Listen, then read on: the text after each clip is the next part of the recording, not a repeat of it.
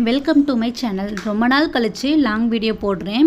இன்றைக்கி என்ன சமைக்க போகிறோம் அப்படின்னா கத்திரிக்காய் புளிக்கறி தான் செய்ய போகிறோம். ரொம்ப சிம்பிளாக சீக்கிரமாக செஞ்சு முடிக்கக்கூடிய ஒரு டிஷ்ஷு. இது வெரைட்டி ரைஸ் எல்லா சாதத்துக்குமே வச்சு சாப்பிட்லாம். நல்ல ஒரு காம்பினேஷனாக இருக்கும்.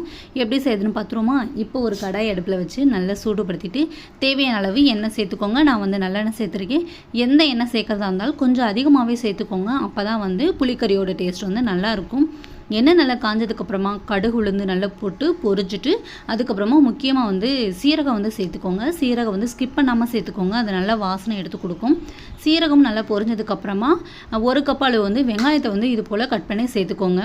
வெங்காயம் ஒரு மீடியமாக வதங்கிட்டு இருக்கும்போதே கொஞ்சமாக பூண்டு பற்களை 1-2 தட்டி சேர்த்துக்கோங்க.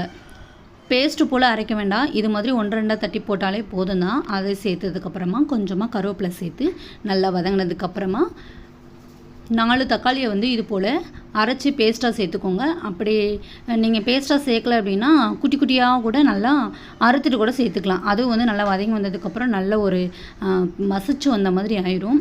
நல்லா எல்லாமே பச்சை வாசனை போனதுக்கப்புறமா கொஞ்சமாக மஞ்சள் தூள் உப்பு எல்லாம் போட்டு கலந்து விட்டுட்டு முன்னாடியே கத்திரிக்காயை கட் பண்ணி தண்ணியில் போட்டு வச்சுருந்தேன். அதையும் சேர்த்துட்டு நல்லா அந்த மசாலா எல்லாமே அது கூட நல்லா பட்டு வர்ற மாதிரி கிளறிக்கோங்க. கிளறிட்டு இப்போ வீட்டு குழம்பு பொடியை சேர்த்துக்கலாம். வீட்டு குழம்பு பொடி இல்லைன்னா வரமிளகாய் தூள் கூட சேர்த்துக்கலாம். வரமிளகாய் தூளை விட இது கொஞ்சம் பெஸ்ட்டாக இருக்கும். அதனால் நான் வீட்டு குழம்பு பொடியை சேர்த்துருக்கேன்.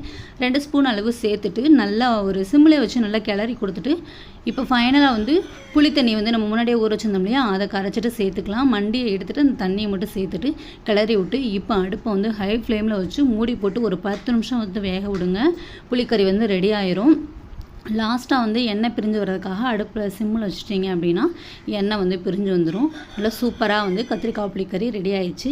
ஒரு டைம் நீங்கள் இதை ட்ரை பண்ணி பார்த்தீங்க அப்படின்னா எப்போ சைடிஷ் வேணும்னாலும் நீங்கள் இந்த மாதிரி ரெடி பண்ணி சாப்பிடுவீங்க. அந்த அளவுக்கு நல்லா வாசமாகவும் டேஸ்ட்டாகவும் இருக்கும். இது வரைக்கும் நம்ம சேனலை சப்ஸ்கிரைப் பண்ணாமல் பார்த்துட்ருக்காங்க. சப்ஸ்கிரைப் பண்ணி சப்போர்ட் பண்ணுங்கள்.